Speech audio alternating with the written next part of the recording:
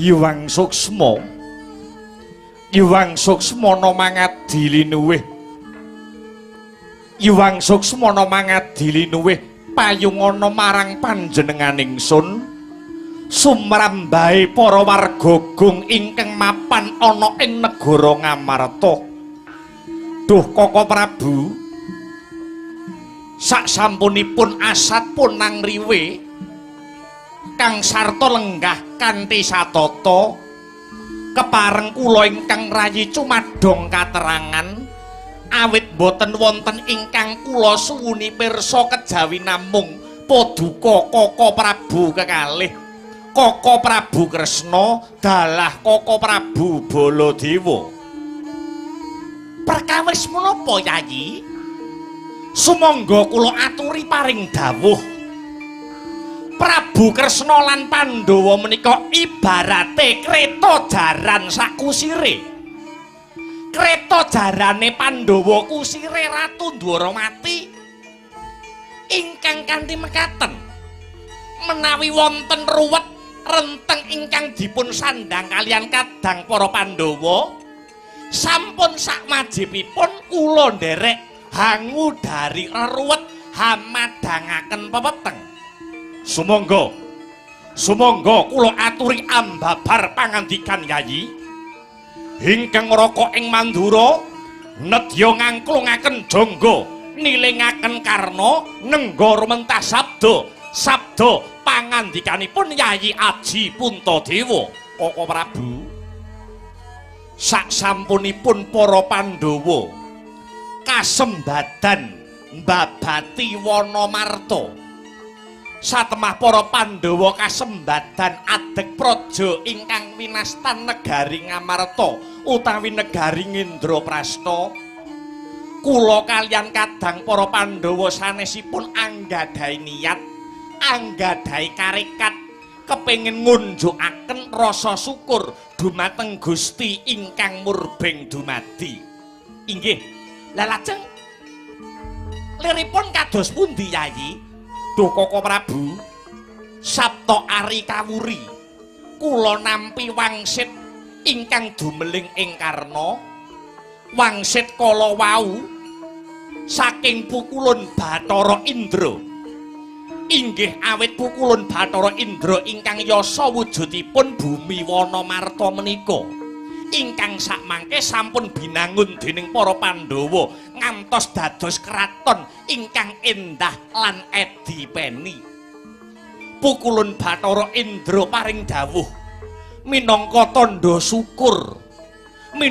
tandha syukur binanguning negara Ngendraprasta menika para Pandhawa dipun keparengaken ngawontenaken adicara upacara syukur kanthi srana para Pandhawa kinen ngawontenaken upacara syukur ingkang sinebat sesaji Raja Suya. Duh Koko Prabu,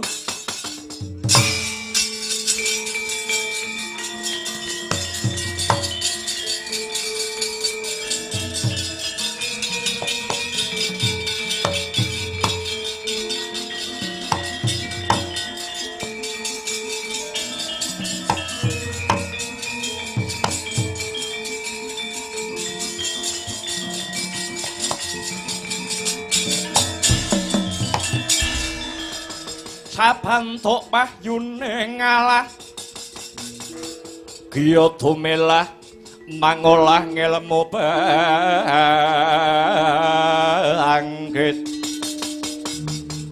bangkit mikat oreh mangukut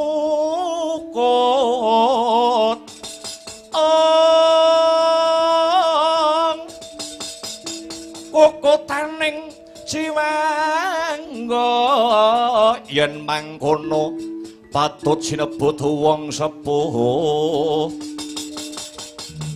lire sepuh sepi hawa awas ora ning atunggil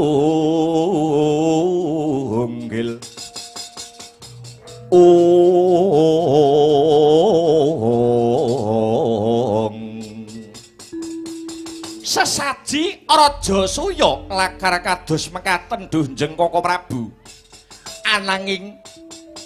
Ananging pukulun Bathara Indra ugi paring dawuh babakan syarat sarana lumadining upacara syukur sesaji Raja Suyakala wau. Ingkang rayi kinenyadong dawuh dhateng paduka Kaka Prabu ing Dwarawati. Pramila duh Kaka Prabu, kadosa pundi? Kadosa pundi syarat sarana ingkang kedah tinempuh murih kasembadaning adicara sesaji Raja Suyakala wau. Ingkang rayi ing ngamarta kula pun Puntadewa arsa cumadong dawuh Dunjeng Kaka Prabu mekaten Yayi. Selaras kalian paduka Yayi Punta sak pendawane ingkang kepengin ngadani upacara syukur sesaji Raja Suyakala wau. Pranyata punika gegayuhan ingkang sae. Pranyata menika gegayuhan ingkang luhur. Lah ewa dene syarat sarana kagem mujuti lumadining sesaji Raja Suyakala wau cacahipun wonten 3. Syarat 3 kala wau kedah dipun sembadani kalian Yayi Aji ing ngamarta dalasan para Pandhawa. Setunggal kedah dipun rawuhi Brahmana utawi pandhita cacah 7 ingkang gentur tapane manteng semedine cinaket kelawan dewane. Punika syarat ingkang angka setunggal. Lah dungkep syarat ingkang angka 2. Kedah dipun rawuhi ratu cacah 100 negari ingkang kanthi lila legawa gambira marwata suta minangkani undanganipun Yayi Prabu ing ngamarta ingkang mawi boten sarana kepeksa. Lah dungkap syarat ingkang pungkasan angka 3 Yayi. Kedah mawi tumbal. Kedah mawi tumbal utawi pangurbanan. Wujudipun Ratu Angkara Murka maknanipun Yayi Prabu Puntadewa dalasan Pandhawa kedah mejahi kudu mateni ratu ingkang dados sukertaning jagat. Waton syarat 3 kala wau saged dipun pinangkani. Jengandika Yayi Prabu Puntadewa sak Pandhawane saged kasembadan anggenipun ngadani upacara syukur sesaji Raja Suyakala wau Yayi.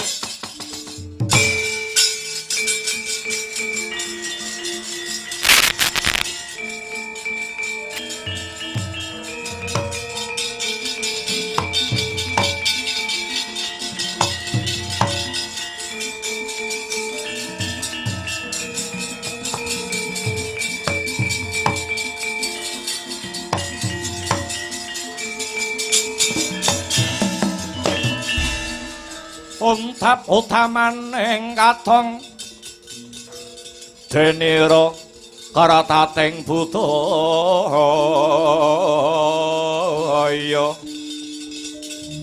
denira karatating budaya hangin nait yasing dahase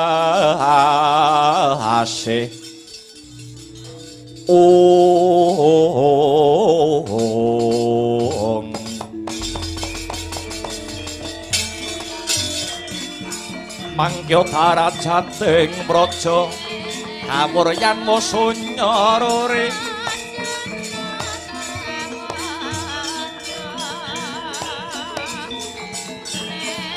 ora pangrehing ukara karana tanpa palupi hasilar silastuti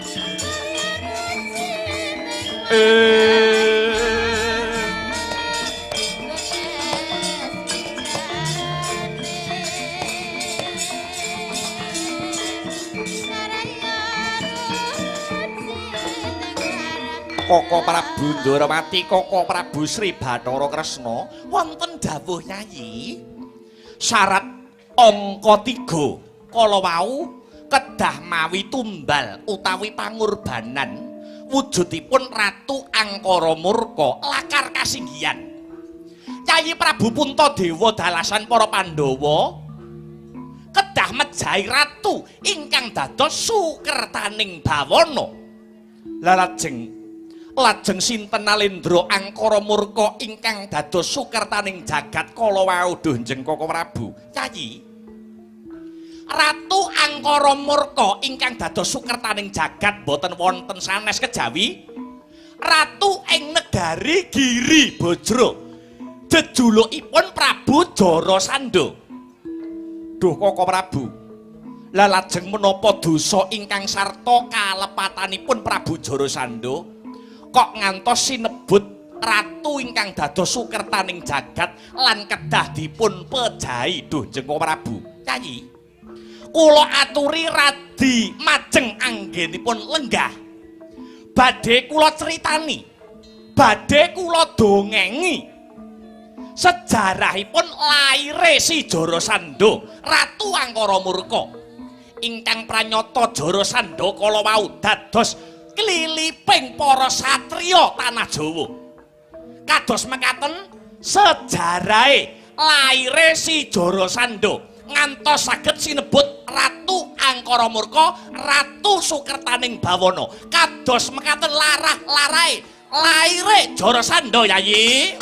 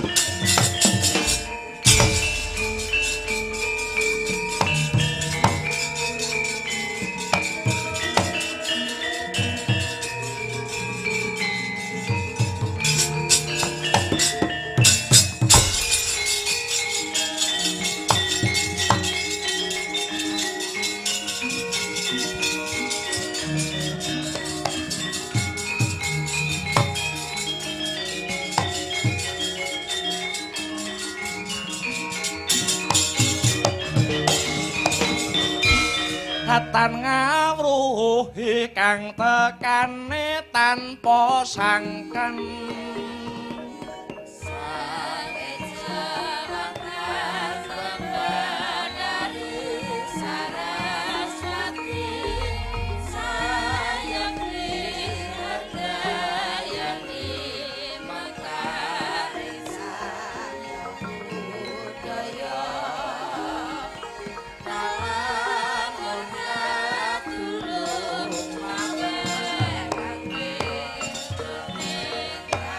Rembulan ndelik ana gundukaning mega ingkang wasirna putihe. Katingal peteng dedet lelimengan madyaning Wanagung. Parandene ana titah ingkang manjing ana telenging wana. Mahas ing asamun semedi maladi hening. Haning nggih punika ta warnane Nalendra ing negara Magadha Sang Nata Prabu Bryudrata. Ana wong sungkawa jroning penggalih. Sungkawaning penggalih labet osak wetawis dangu. Denira Anggarwa Dyah Ayu Retnadi lan Dyah Ayu Retnadati.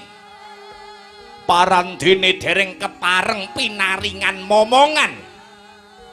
Pramila ing cipta meminta mring Siing Bathara supados pinaringan turasing turun kinarya hanglajengaken sejarah.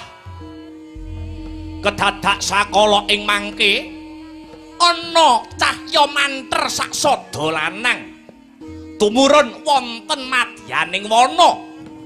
Tatana sanes nenggih jawata ing sidik pangudal-udal Sang Hyang Bathara Narada ya sangkaneka putra gya hanjogaraken ingkang nedheng Hamaratapa.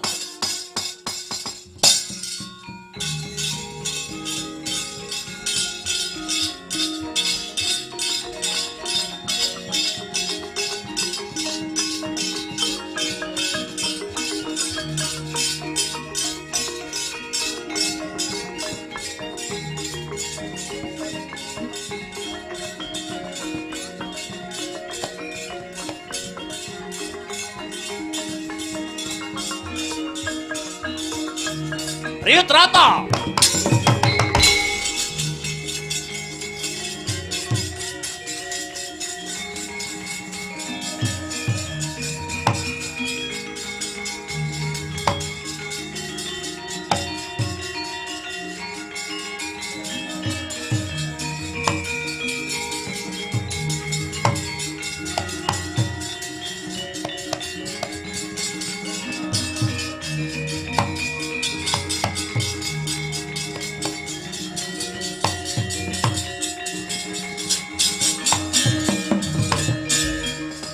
Uku sing dupa kumelun kening gentiasa ngapeke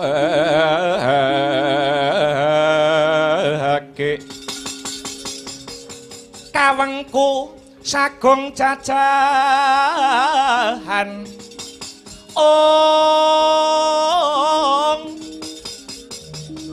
nanging sanget hangiki pisang resikane putra kang hanjok saking wiyati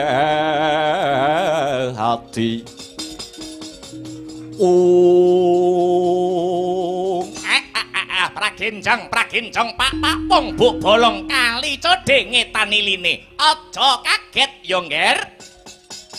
Kula ingkang tumedhak mring Madyapada merepeki ungganing Bryudrata kang nedheng tapa brata.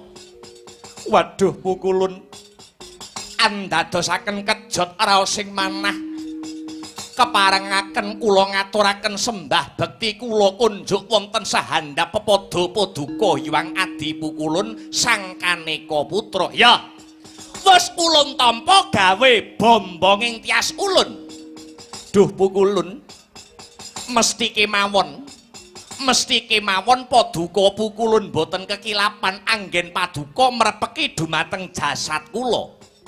Bryudrata ulun wis mangerteni apa ta sing dadi gembolaning rasane Bryudrata. Anggonmu nandhang susah awet wis sawetara suwe anggonmu bebrayan anggonmu omah-omah kelawan bojomu sakloron ya kuwi Retnadi dalah Retnadati.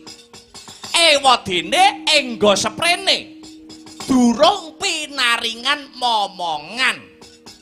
Kuwi kang andadekake jeneng kita Bryudrata manjing sajroning alas anglakoni tarak brata.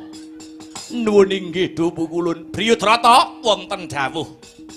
Saka wantring tapa bratamu Hyang Pramesti Guru nuding marang panjenengan ulun supaya mrepeki marang jeneng kita kula Bryudrata. Mangerti yo? Jeneng kita dina iki pinaringan wujute dedaharaning para dewa. Dedaharaning para dewa ingkang winastan pelemper tangga jiwa.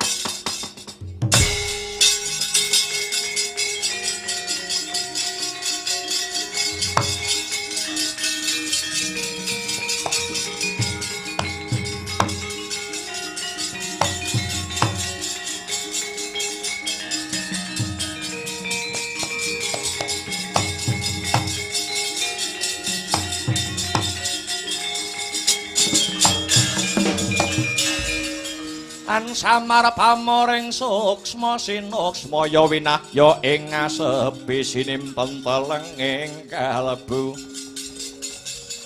sinimpen telenging kalbu pambukaning warana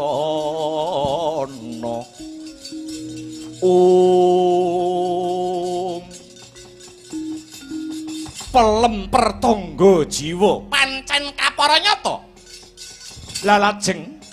lalajeng gandeng cenengipun menapa pelemper tangga jiwa kala wau kaliyan kula ingkang dereng gadah momongan Briyudrata pelemper tangga jiwa ingkang minangka dadi dedaharaning para dewa iki gawanen kondur ana negaramu Giri Bajra.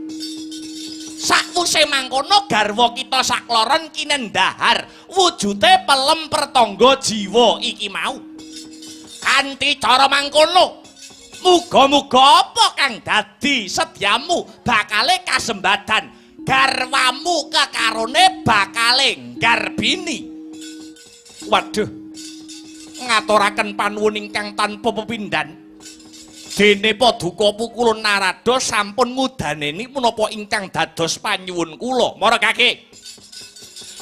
gage tampanana wujute pelemper tangga jiwa.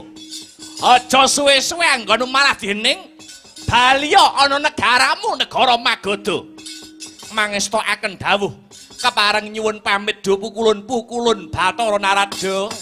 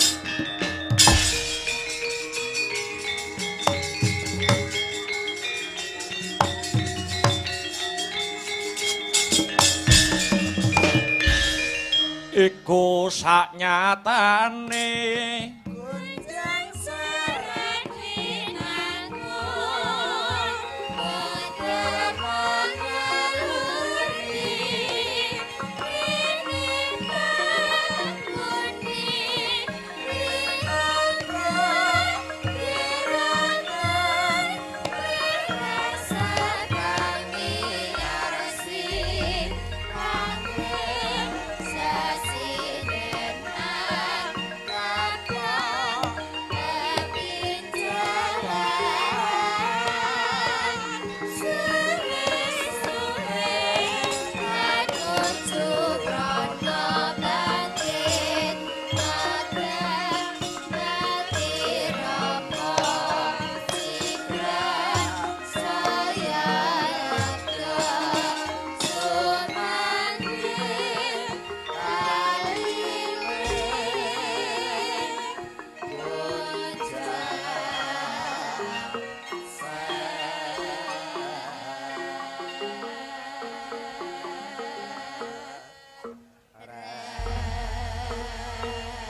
Hanjarah kang puspita harum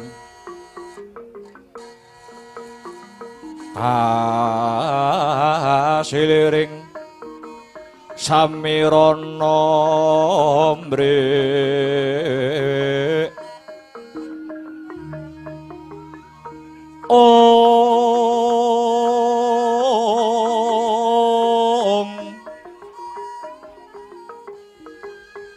Sekar Gadung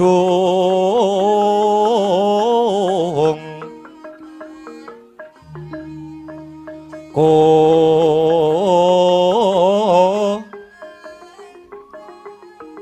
Ngas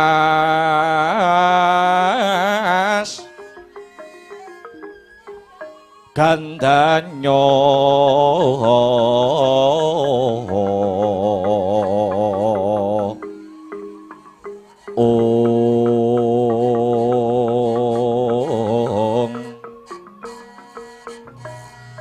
Maweh raras renaning driya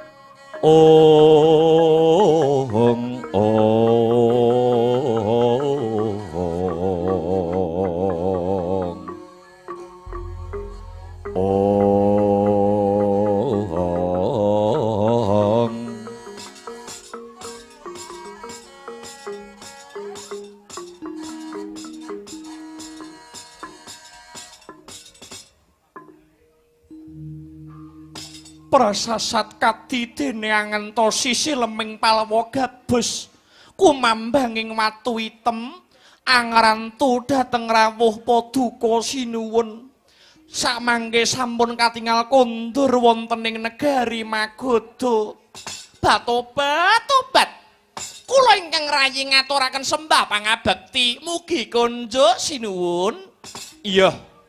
Iya garwanipun Kakang wong ayu sakarone. Wis ingsun tampa gawe bombong tias ingsun ora liwat pangestuku tampanana garwaku sakloron. Kula pundi dadosa jecimat paripih. Kula pundi andayanana kasantosan do sinuwun. Kados pundi sinuwun anggen paduka nilar negari menapa sampun angsal damel mahas ing asepi meminta mring kamurahaning Jawata. Wis yayi wis antuk pamujimu pun Kakang wis kasembadan nalikane pun Kakang nindakake tapa brata mapan madyaning alas kedadak ana rawuhe Resi Kaneka Putra paring dedaharaning para Jawata wujute pelem ingkang ingaranan pelem pertangga jiwa. Saka dawing Hyang Narada pelem pertangga jiwa iki kinendahar garwaku sekarone Retnadi lan Retnadati. Ya kanthi lantaran pelem pertangga jiwa iki bisa dadi pancatan Prabu Briyudrata antuk nugraning Bathara wujute momongan Retnadi lan kowe Retnadati.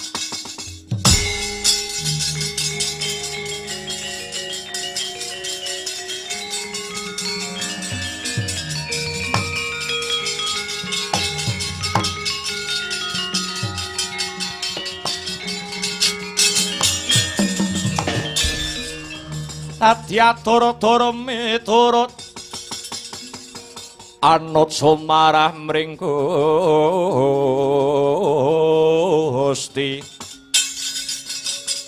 dene Sidi Miwang Utama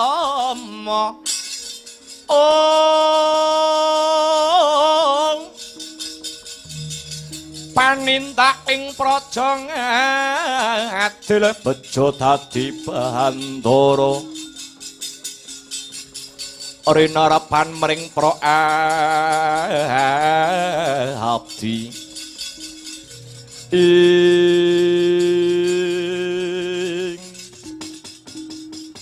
menawi mekaten Sumangga kula kemawon ingkang badhe anedha wujudipun pelemper tangga jiwa kala wau sinuwun. Tobat. Ampun kados mekaten lho Kakang Mbok. Kula nggih kepengin anggadhahi turun saking Prabu Bryudrata. Nyayi, si Adi kuwi bojo enom. Si Adi kuwi bojo enom kudune ngalah karo bojo tuwek. Supaya si Adi aja nganti ndisiki marang garwa sepuh. Kang wajib nampa kanugrahan mono garwa sing tinemu tuwa luwih dhisik ya Yayi. Ampun mekaten lho Kakang Mbok. Menawi mekaten naminipun menang-menangan. Punika tegesipun boten adil. Ora aku wae sing mangan wujude pelemper tangga jiwa. Aku kepengin duwe turun kula kemawon. Aku wae kowe sing enom ngalah wis mbok wek karo mbok nom aja do tukaran.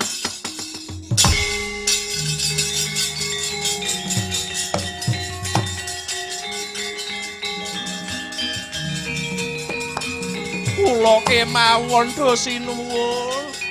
Kula kemawon sinuwun. Kula kemawon kula.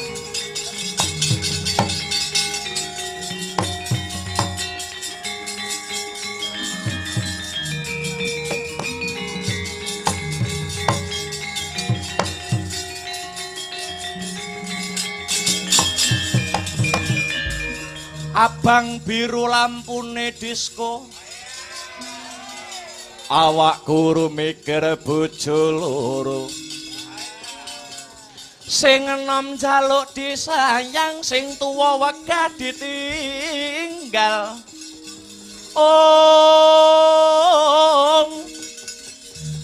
Andum tresno Mas, uga andum wektu. Telung dina mulih rono, telung dina mulih rene, sing sedina kanggo wong liya.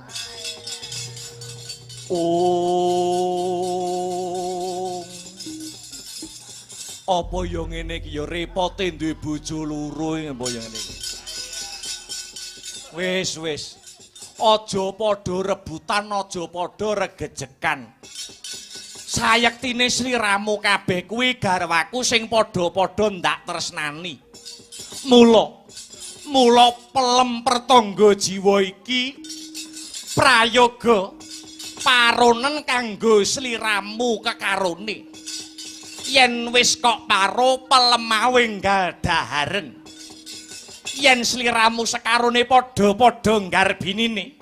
Tak kira iki mengko bakal luwih prayoga nini.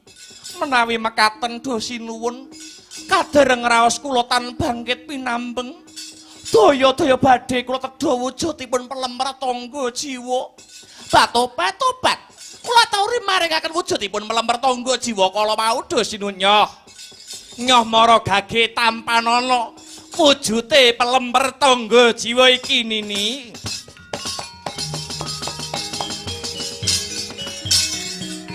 Dosa dyaning sun Gusti welas dase kaswase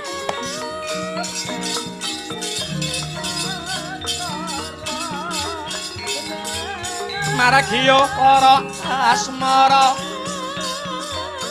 rangu-rangu gonang arang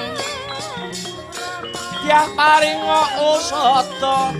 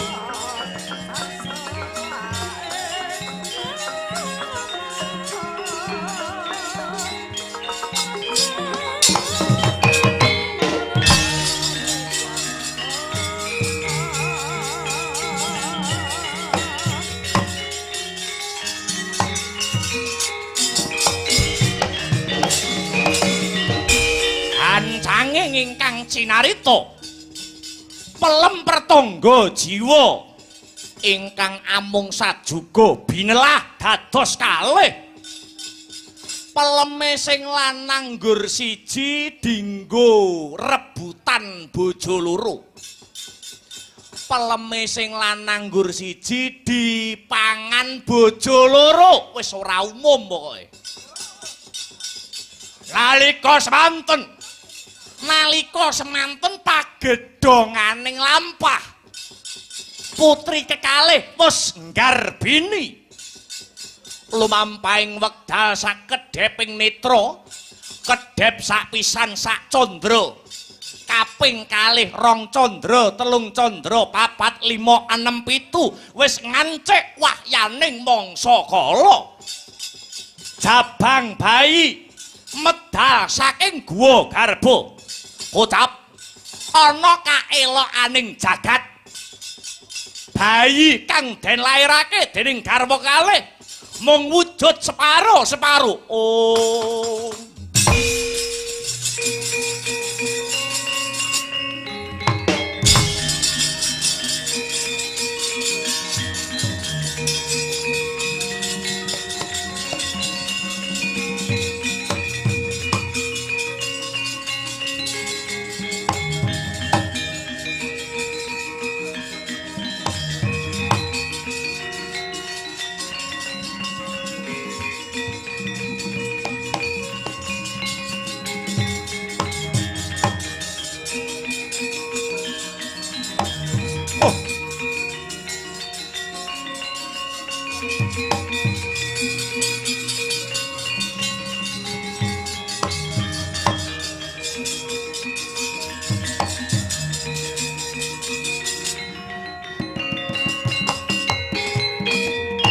sinuwun simat pepundhen kula donya prapting delahan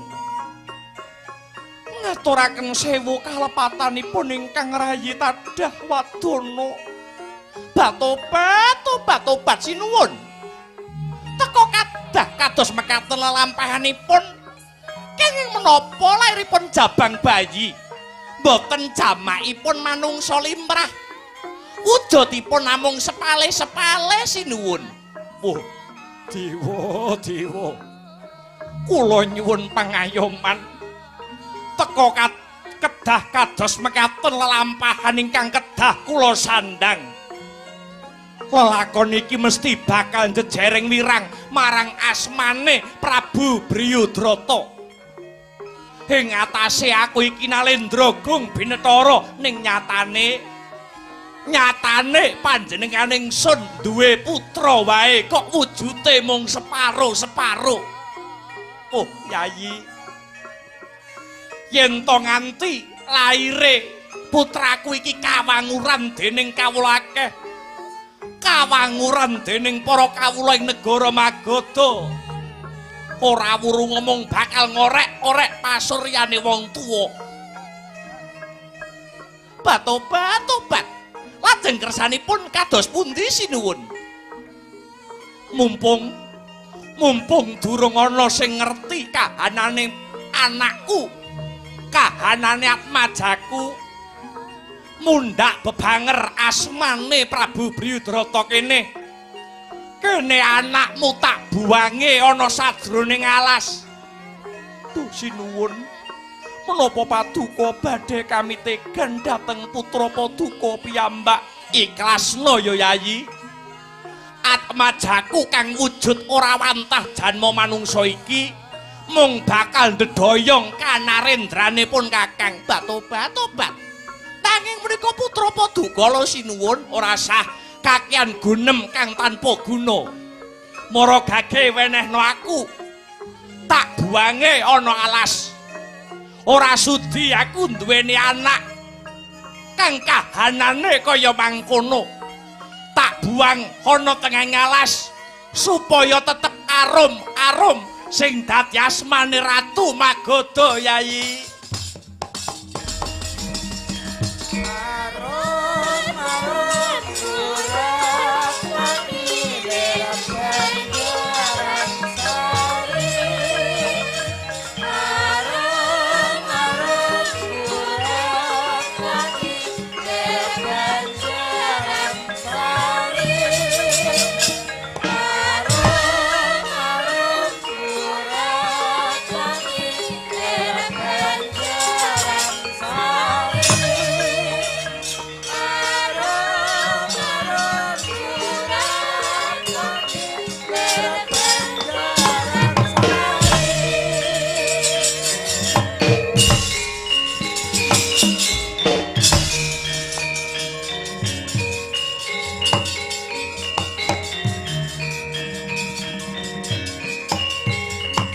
Wah, dewa, dewa.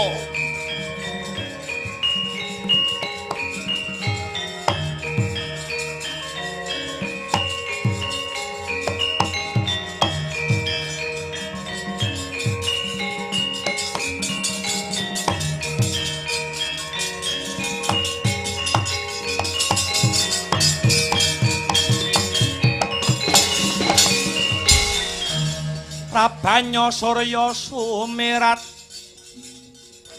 ing samudra miyang Wanadri.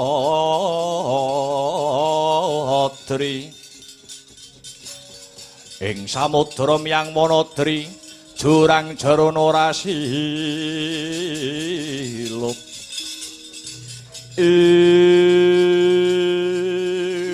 Anakku, anakku.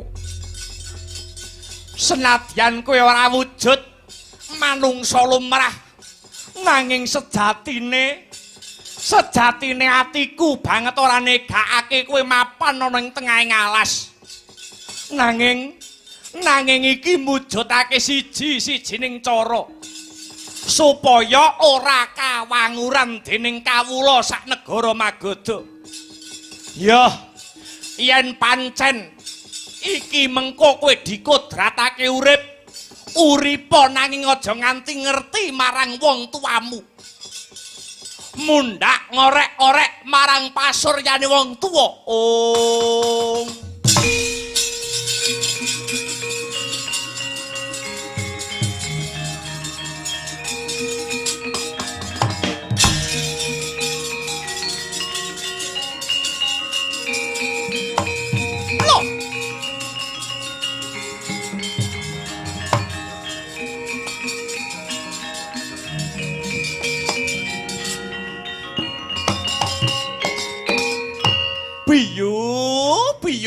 Piyuh.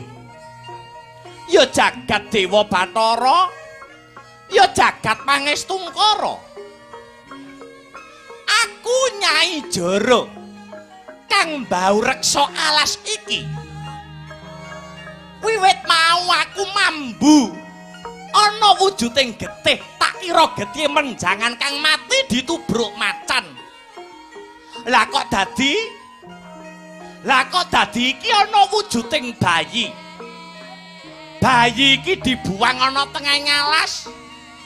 Kamangka bayi iki wujude mung separo-separo. Biyu manungsa. Kok tega banget kowe buang karo bayimu? Kok kowe tega banget buang karo anakmu ora sumbut karo gawemu? Yo manungsa. Bareng bayi wis lair. Bayi ora salah, bayi ora luput. Kok buang sak nggon-nggon? Ya, bayi iki bakal tak reksa. Gandeng wujudmu slewah utawa separo-separo, kowe bakal tak paringi tetenger. Joko slewah jabang bayi.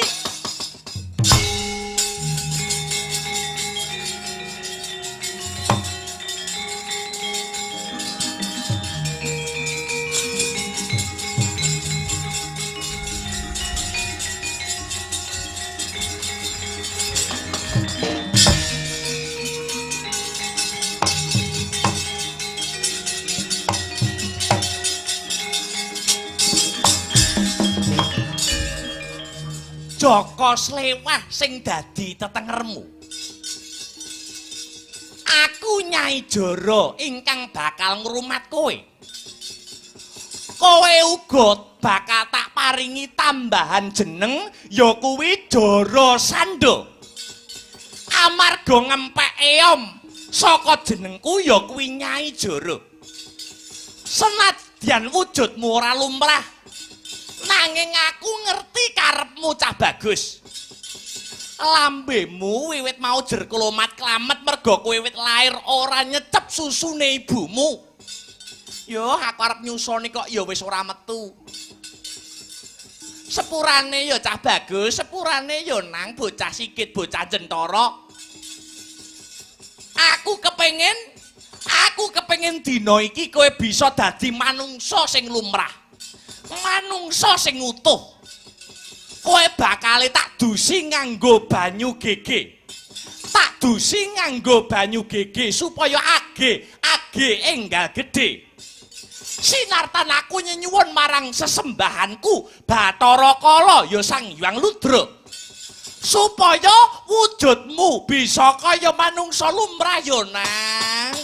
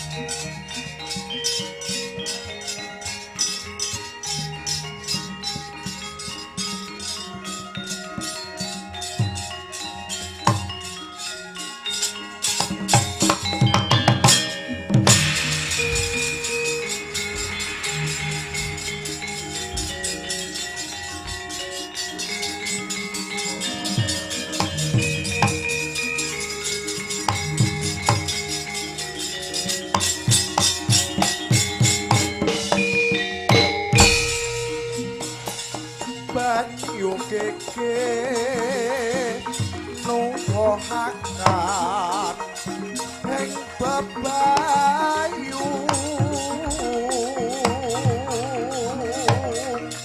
kasiram ing jabang bayi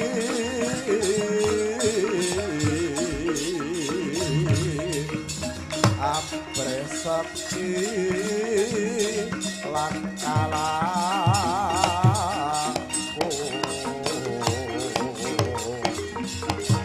sakti lahir uga batin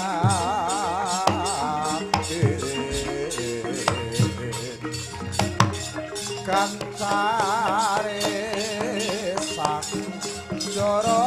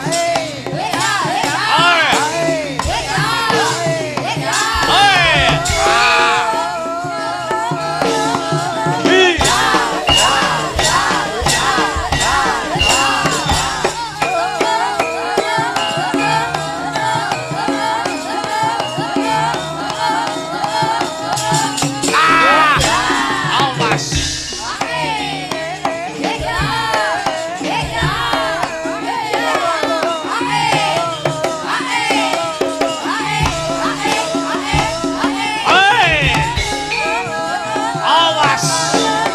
Hi, hai, hi, ho.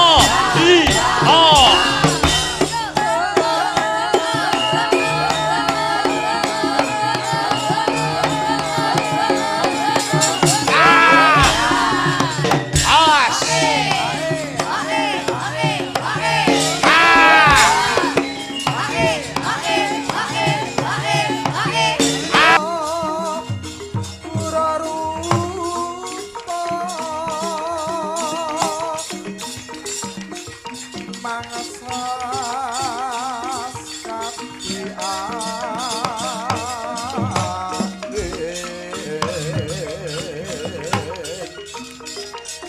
Pangsa pal kapal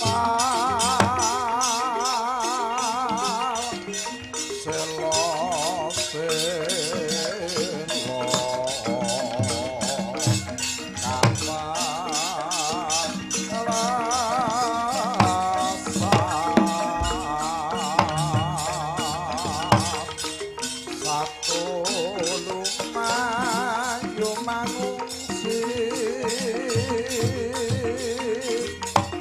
kakyat kaku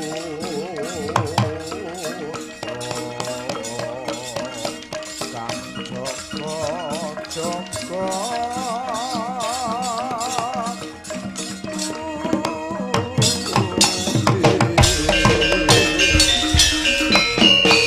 Wih, lah kalah ya.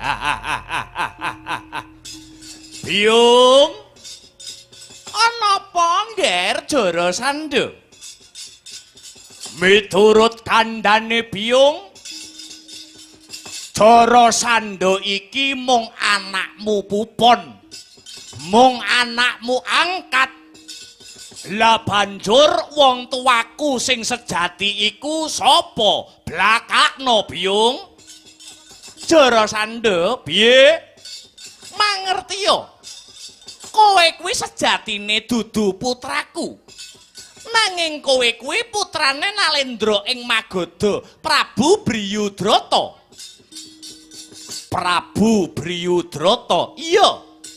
Loh, yen ngono aku iki sejatine anak ratu. Iya, kowe kuwi putra Nalendra, Jara Sandha. Ewadene ibumu cacah loro. Ya kuwi sesilih Retnadi lan Retnadati. Yen pancene aku kuwi anak ratu, kenang apa aku kok ora mapan ana kraton. Malah mapan ana ing tengahing alas. Amarga biyen lairmu ora wujud manungsa lumrah. Lairmu mung wujud separo-separo. Lairmu mung wujud separo-separo. Satemah isin atine Prabu Briyudrata, isin kalamun duweni anak sing mung separo-separo. Tumuli kowe dibuang ana ing tengahing alas kene. Ing pengajap kowe bisa tumekaning pati. Nanging Gusti sing ngayomi karo kowe Jara Sandha. Gusti sing ngayomi kowe. Lumantar uluring tanganku, bayi tak rumpaka satemah dewasa, ya dadi kowe kuwi Jara Sandha. Weh, latiala. Oh. Wah.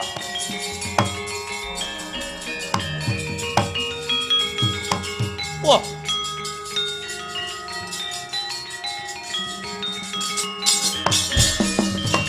Pratama tabler kina tap duka yayasenepe. Jojo bang mawinga-winga wengis. Ing biangsat elek. Ora pantes urip sing jenenge Briyudrata. Ing ngatasé manungsa nanging babar pisan ora duweni rasa kamanungsan. Mentala marang nasibing anak. Lakon tak poteng-poteng biatange setan alas. Jara Sandha, piye Biung? Kowe tak jarwani. Yen kowe dina iki arep males, Kowe arep mateni Briyudrata bapakmu sing sejati. Yo. Briyudrata tak pateni dina iki. Aku ora trima. Ing atase aku ki sejatine anake nanging lah kok malah dibuang ana tengahing alas. Yo. Yen pancen kowe arep mateni bapakmu kang sejati ya ki Briyudrata patenana. Kalamun bapakmu wis mati, kowe dadiya ratu, dadiya Nalendra ana ing negarane bapakmu ya kuwi negara Magadha. Yen kowe wis kasembadan dadi ratu, walien keblate wong sak negara Magadha. Sing maune ya kuwi nyembah marang Gusti kang murbeng dumadi. Dadi nyembah marang Bathara Kala ya Sang Hyang Ludra sing dadi sesembahanku, sesembahane Nyai Jara. Ngono Biyung, ya pancen kaya mangkono. Lamun kowe wis dadi ratu, mapan ana ing negara Magadha. Lan kowe wis bisa ya kuwi nyembah marang Bathara Kala sak para kawulamu kabeh. Kowe enggalo ngenekake wujute upacara syukur kang sinebut sesaji ludra. Sesaji ludra. Iya. Ya kuwi kanthi tumbal. Kanthi tumbal nyembelih ndase ratu cacah 100 negara. Nyembelih ratu cacahe 100 negara. Pancen bener. Kanggo apa, Biyung? Ya kuwi kanggo nglanggengake supaya anggonmu dadi ratu mapan negara Magadha, supaya kuncara kang sarta langgeng Jarasandha. Ya bakal tak estokake. Bakal tak estokake. Ndase ratu 100 negara kang wis kasembadan mbok beleh iki mengko konjokno marang ratu sesembahanmu lan sesembahane negara Magadha, ya kuwi Bathara Kala nang. Astagfir dawuh Biyung, ak budal negara Magadha, ak patenane Briyudrata.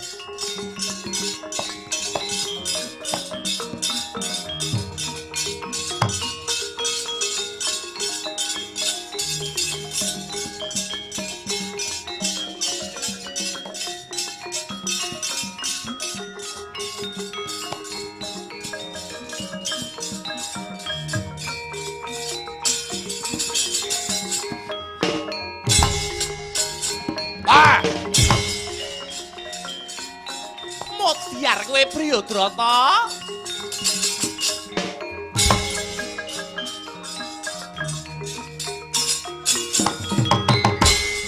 Briyudrata. Hei.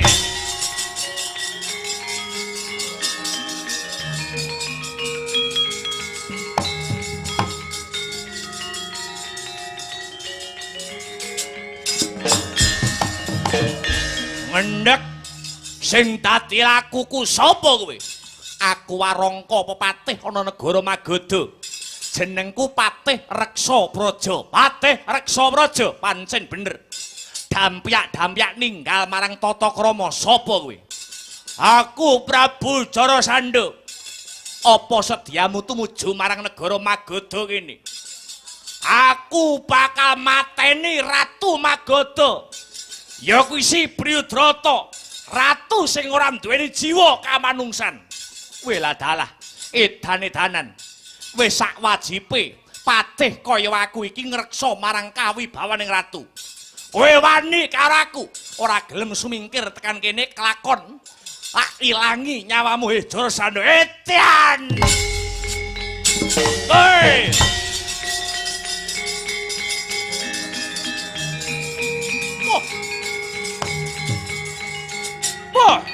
Ayo, antomo, hey, hey, hey, hey, hey, ya, hey,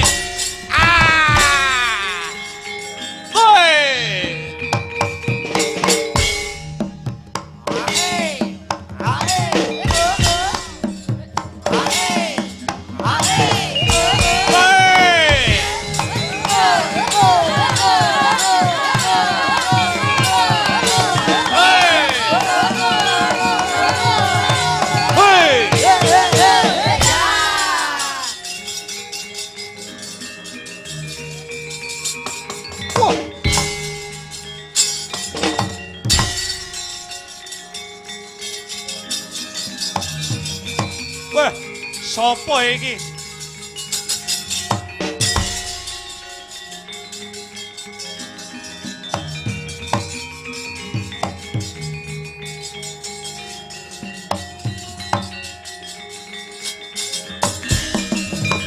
Yaksa Dara rupane sedeng nalendra. Yaksa alalaku kang malawalya ingkang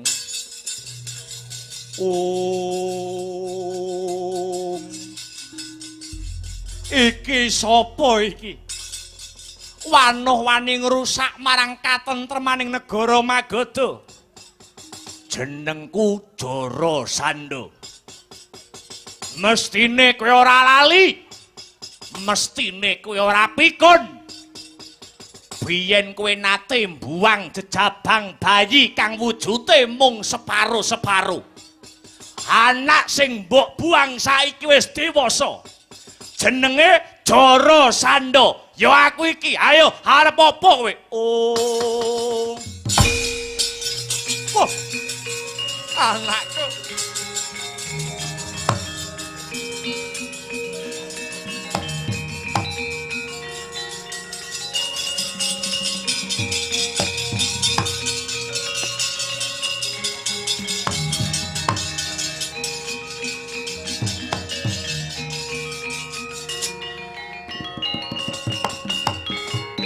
Oh, anakku wong bagus. Anakku bocah sigit. Pun Rama nyuwun aksama ya nggir. Pun Rama banget ngunjukake rasa syukur marang purbaning Gusti awit anakku wis dewasa, kepara, gagah, prakosa, prawiring yuda, sentosa dada baumu. Pun Rama wis ora rumangsa. Pun Rama wis rumangsa ora pantes dadi ratu. Ngendhaleni kendho kencenging negara. Awit aku ngrumangsani nata keluarga wae aku ora bisa. Mula kanggo srana panebusing dosaku, aku bakal lumengser saka negaraku Magadha. Tumuli kowe ndak wisuda dadi ratu mapan ana Magadha kene, Jarasandha. Piye? Piye? Aku mbok kon dadi ratu iya. Ora susah ndadak kok perintah calone ratu ana negara Magadha kuwi ya aku iki. Nanging aku gelem dadi ratu ana negaramu negara Magadha. Aku gelem dadi ratu ana Magadha yen mbok wenehi pisungsum. Yen mbok wenehi pisungsum gumlundunging diasmu Priyotrata. Ayo. Yo.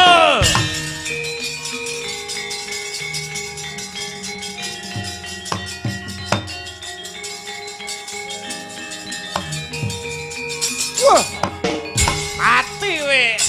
Ye. Ah. Ye. Ah. Oh, biar we. Ye.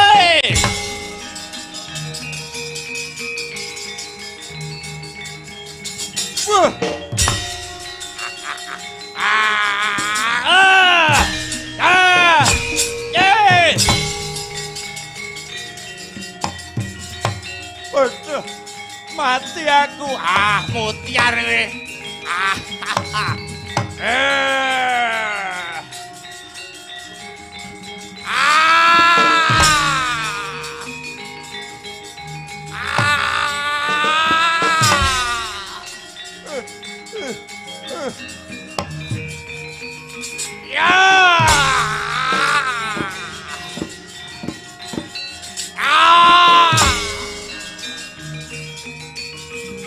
Mutiar we. Jiwa manjing. Anggap apa kowe?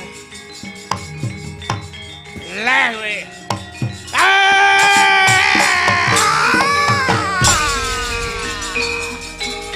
Mutiar kowe.